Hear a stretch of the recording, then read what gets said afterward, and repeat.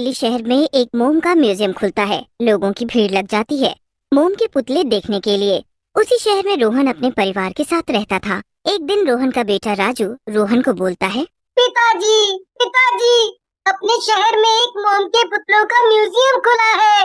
लोग उस म्यूजियम को देखने जा रहे हैं। मुझे भी देखना है। रोहन जो कि कंजूस स्वभाव का होता है, राजू से कहता है, अरे राजू, ये पुतले भी कोई देखने की चीज है। अरे कुछ समय रुक जाओ, मैं तुम्हें कहीं और घुमाने ले चलूंगा। तभी वहाँ रोहन की पत्नी राखी आ जाती है और रोहन से बोलती है, हाँ हाँ, जैसे मुझे ले जा रहे हो शादी के बाद से। इस आदमी का मैं क्या करूँ? पैसे खर्चने के नाम पे तो इसे बेहोशी आ जाती है। सुनो जी, चुपचाप राजू और पिंकी को घूमने ले जाओ, नहीं तो मैं तुम्हारा जीना मुश्किल कर दूंगी। हाँ। राखी को यूं गुस्से में देखकर रोहन घबरा जाता है और बोलता है, तुम भी ना राखी डार्लिंग, गुस्से में जल्दी आ जाती हो। अरे बच्चे क्या, तुम भी चलो। हम सब मिलकर चलेंगे। फिर रोहन और उसका परिवार म्यूजियम में घूमने चले जाते हैं। म्यूजियम के अंदर अलग अलग तरह के पुतले रखे होते हैं। तभी राजू की नजर एक पुतले पर पड़ती है। पुतला देखने में बहुत ही भयानक लग रहा होता है। पिताजी, ये पुतला देखो कितना भयानक है। बिल्कुल किसी फिल्म के भूत जैसा लग रहा है। रोहन और राखी भी पुतले को देखकर घबरा जाते हैं। सही कह रहे हो राजू, चलो आगे चलते हैं, देखते हैं इस म्यूजियम में और क्या क्या है। लेकिन जैसे ही रोहन और उसका परिवार म्यूजियम में आगे बढ़ते हैं तो उन्हें भी डरावने पुतले दिखते हैं। ये सब एकदम असली लग रहे होते हैं। ये देखकर सबके सब डर जाते हैं। पिताजी, अब यहाँ से चलते हैं। ये सारे पुतले तो बहुत ही डरावने हैं, बिल्कुल असली लग रहे हैं। मुझे तो रात में भी इनके सपने आएंगे। पिंकी की बात मानकर वो सभी वहाँ से बाहर निकलने लगते हैं। तभी वहाँ म्यूजियम का मालिक राकेश आ जाता है और बोलता है, अरे क्या हुआ? आप सब लोग कहाँ जा रहे हैं? आगे तो म्यूजियम में बहुत कुछ है देखने के लिए। जी, आपकी बात सही है, लेकिन बच्चे बहुत डर गए हैं। आपके ये पुतले तो बिल्कुल असली लग रहे हैं, बहुत ही डरावने हैं। सबके सब बिल्कुल शैतान के जैसे। हाय साहब, ये शैतान जैसे नहीं, बिल्कुल असली के शैतान हैं। और जो उनके हाथ में इंसानों के अंग हैं, वो भी असली हैं। ऐसा कहकर राकेश वहाँ से चला जाता है। लेकिन रोहन और उसका परिवार डर जाते हैं और अपने घर आ जाते हैं। रात में राजू और पिंकी बात कर रहे होते हैं। अरे पिंकी, मुझे तो वो पुतले असली के लग रहे थे। मैं जैसे पुतले की तरफ बढ़ा था ना, उसने अपने हाथों से मुझे पकड़ा। हाँ राजू, पुतलों की आंखें हमें ही घूर रही थी। मुझे तो बहुत डर लग रहा था। सबके सब असली के शैतान लग रहे थे। तभी वहाँ रोहन और राखी आ जाते हैं और बोलते हैं, तुम दोनों भी ना फालतू की बात करते रहते हो। चुपचाप सो जाओ, नहीं तो रात में बिस्तर में सुसु करोगे। भूत प्रेत शैतान कुछ भी नहीं होता, समझे? राखी को गुस्से में देख राजू और पिंकी सो जाते हैं। रात में राजू को सपना आता है कि कोई उसका बेड उठा कर लाया है और म्यूजियम में रख दिया और शैतानों ने उसे घेर लिया है। राजू डर के मारे उठ जाता है, लेकिन जैसे ही वो उठता है अपने आप को म्यूजियम में पाता है। ये तो म्यूजियम है, मैं यहाँ कैसे आया? मुझे घर जाना है। तभी वहाँ राकेश आता है। उसके साथ कई डरावने शैतान और चुड़ैलें चल रही होती हैं। ये सब देखकर राजू डर जाता है। राजू बेटा, तुम्हें मेरी ये सेना लेकर आई है और अब तुम भी इस सेना में शामिल हो जाओगे। राकेश की बात सुनकर राजू रोते हुए बोलता है, ये कैसी बातें कर रहे हो अंकल? मुझे घर जाने दो, मैं यहाँ नहीं रहना चाहता। ऐसा कहकर राजू वहाँ से भागने लगता है, लेकिन शैतान और चुड़ैलें उसे पकड़ लेती हैं। लड़के, हमारे रहते तू यहाँ से कहीं नहीं भाग सकता। अब नखरे छोड़ और हमारी सेना में शामिल हो जा। तुझे रोज पीने के लिए खून मिलेगा और खाने के लिए मांस। मुझे कुछ नहीं चाहिए, तुम लोग छोड़ दो मुझे, नहीं तो मेरे पापा तुम लोगों की जान ले लेंगे। वो मेरे लिए सब कुछ कर सकते हैं। चल बेटा, तेरी तेरी ये इच्छा भी पूरी कर देता हूँ। देखता हूँ तेरा बाप तुझे बचाने के लिए क्या करता है। ऐसा कहकर राकेश अपने जादू से राजू को मोम का पुतला बना देता है।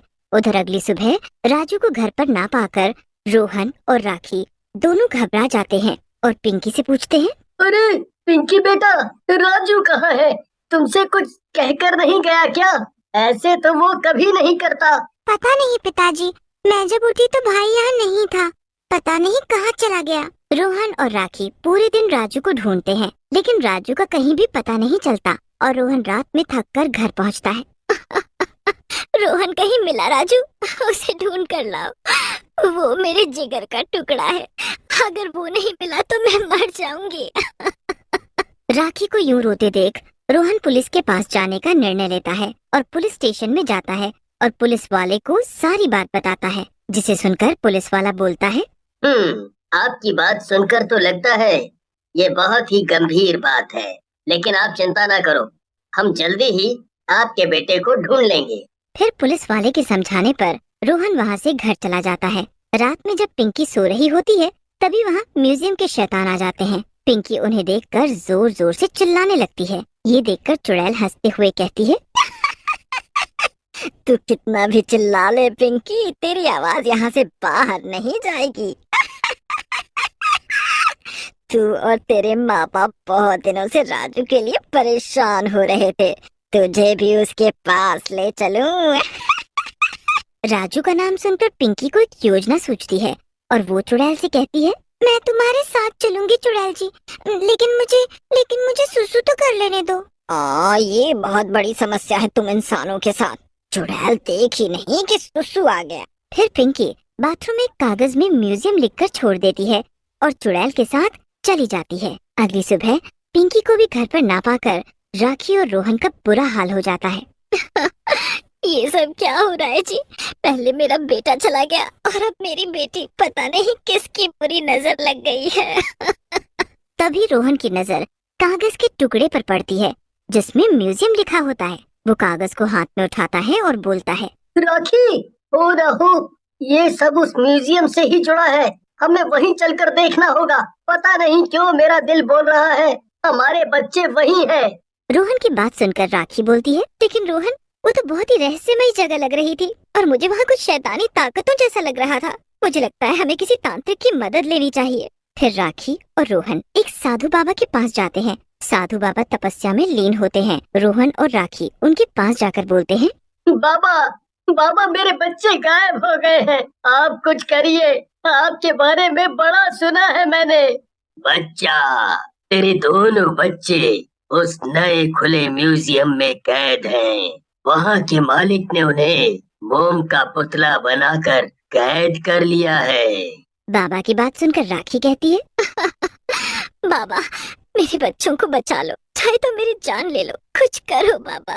फिर राखी और रोहन के कहने पर बाबा उन दोनों के साथ म्यूजियम के अंदर चले जाते हैं। म्यूजियम के अंदर रोहन को पिंकी और राजू का पुतला दिखता है। रोहन उनके पास जाता है और पुतले को तोड़ने लगता है।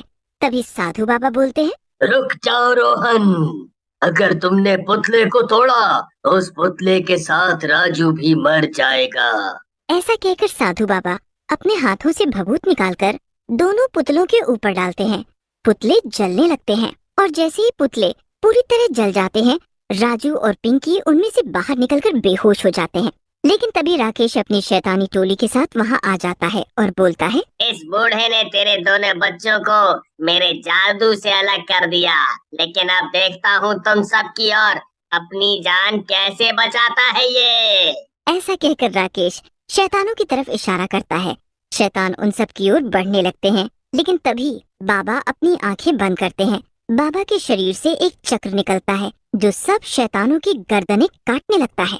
चक्र शैतानों को मारने के बाद राकेश की तरफ बढ़ता है। राकेश डरता हुआ कहता है, बाबा मुझे माफ कर दो, मैंने अपनी तांत्रिक शक्तियों का गलत इस्तेमाल किया। लेकिन वो चक्र नहीं रुकता और राकेश की गर्दन काट देता है। जैसे ही राकेश की गर्दन कटती है, म्यूजियम में लगे सारे पुतले जलने लगते हैं। लेकिन रोहन और राखी दोनों जैसे ही मुड़ते हैं, बाबा वहाँ से जा चुके होते हैं। अरे वो बाबा कहाँ गायब हो गए? लगता है भगवान का रूप थे। फिर राखी और रोहन पिंकी और राजू को लेकर अपने घर की ओर चल देते हैं।